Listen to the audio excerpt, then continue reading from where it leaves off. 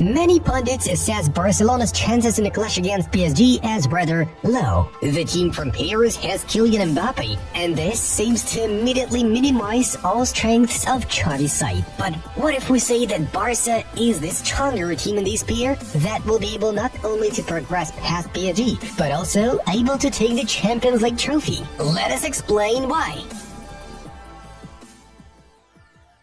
The face-off between the two Barcelona legends as coaches makes up one of the main intrigues in this epic battle. Luis Enrique versus Xavi. Now this is something to be excited about. Both managers use Barcelona football in their respective clubs. For example, here's what Luis Enrique did in the Coupe de France against Nice. Pay attention to where Hakimi is positioned, while the team is built according to the 3-2-5 formation. And here's how Barca attacked during the match against Las Palmas. Looks familiar, right? Total football, which is based on ball possession with the use of sharp lunges and quick interceptions. It's common for Barca and PSG to have a ball possession rate at 60% plus in their games. Will Xavi be able to outplay Luis Enrique? Back in early February, we would have said no. But now the Catalan's boss finds a way to best his opponents in almost every single match, which is why Blaugrana fans should be optimistic. Since Xavi announced his departure, his boys hasn't lost any of the 11 fixtures, winning 8.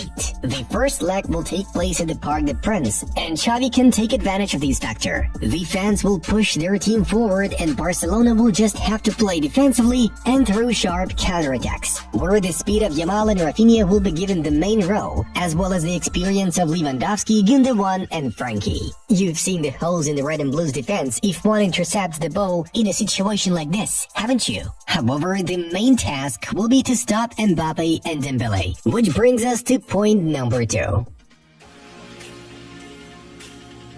Kylian Mbappe and Ousmane Dembele are the super weapons of modern PSG. Fast dribbling demons capable of destroying any defensive line if you give these guys too much space. So, here's the first challenge for Barca. Space. Reducing the space for two stars from Paris will greatly increase the Catalans' chances of reaching the semifinals. Xavi will definitely be considering ways to shut down Mbappe and Dembele, and in our opinion, Barca's manager may prepare an interesting surprise by putting a nominal back as a left back, simply because Joao Cancelo does not appear to be a strong contender to face Dembele. Let's think of the most likely scenario, according to which Enrique will put Mbappe on the left and Dembele on the right. Jules Koundé has gained phenomenal form and seems ready even for a duel versus Kylian, while Araujo will play right centre-back and will always be willing to back up his partner. Cubarsí will take the left centre-back position, where he will have to keep an eye on the fast left back. Well, probably not Inigo Martinez, since it'll be impossible for him to outrun Ousmane.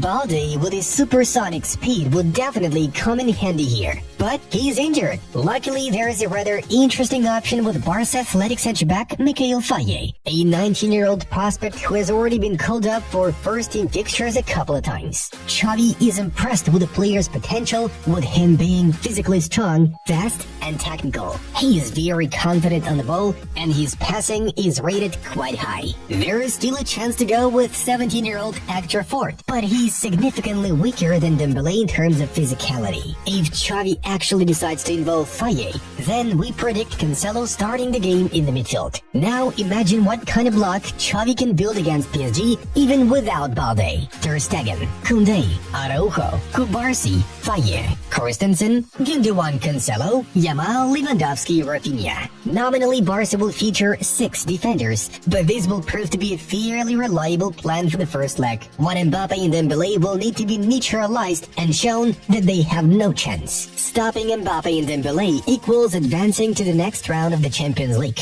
Do you agree?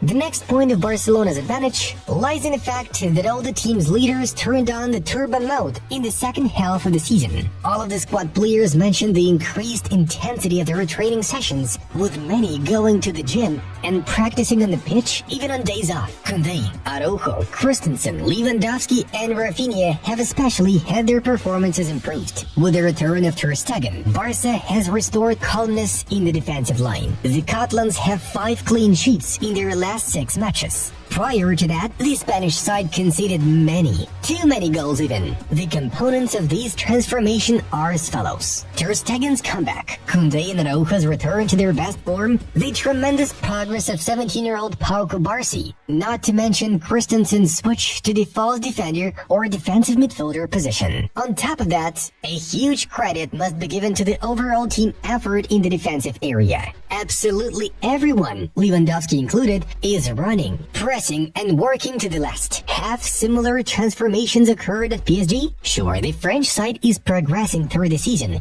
but the club itself has plenty of problems, the most important of which is the departure of Kylian Mbappe and his tense relationship with Luis Enrique, who often substitutes the footballer and thus teaches the team to play without Mbappe. Sooner or later, their situation could boil over, especially if Barcelona can find a way to stop Kylian. The toxicity at the Paris Saint-Germain still exists.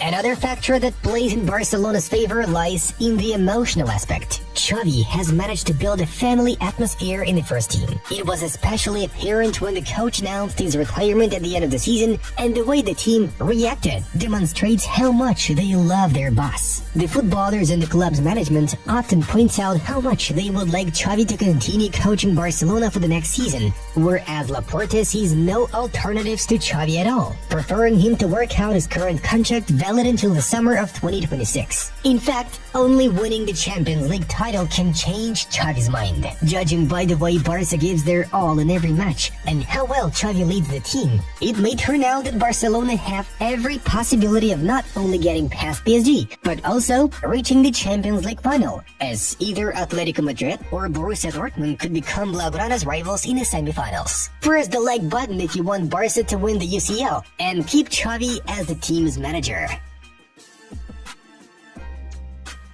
Finally, Barcelona's last trump card, 16-year-old Lamine Yamal, who has emerged as a genuine surprise this season. Lamine owes his success not only to Xavi, but also to Ousmane Dembélé, who betrayed Barca back in the summer by choosing Paris Saint-Germain. Although at the beginning of the summer, he claimed that he wanted to play only for Barcelona and win the Champions League with them. This is how fate swung back to Ousmane and Lamine, marking another great battle of this rivalry. Yamal is a completely unpredictable player, so Nuno Mendes or Lucas Hernandez will have a hard time against Lamine. Beraldo has already met the Barcelona star in a friendly between Spain and Brazil, where the star boy showed what he can do. Of course, Kylian Mbappe's trump card is the most decisive in this fight, yet Lamine Yamal can be something of a joker factor, since absolutely no one knows what is in the mind of the 16-year-old, who seems to have just got a taste of big football. My prediction for the first leg versus PSG?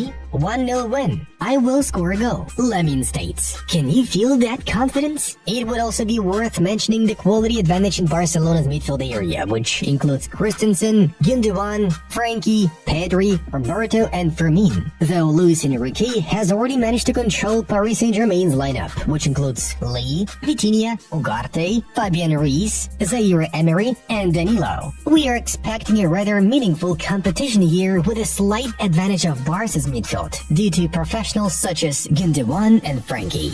Guys, that's how we saw the reasons for Barcelona's future victory over PSG. What do you think of it? Share your thoughts and predictions in the comments down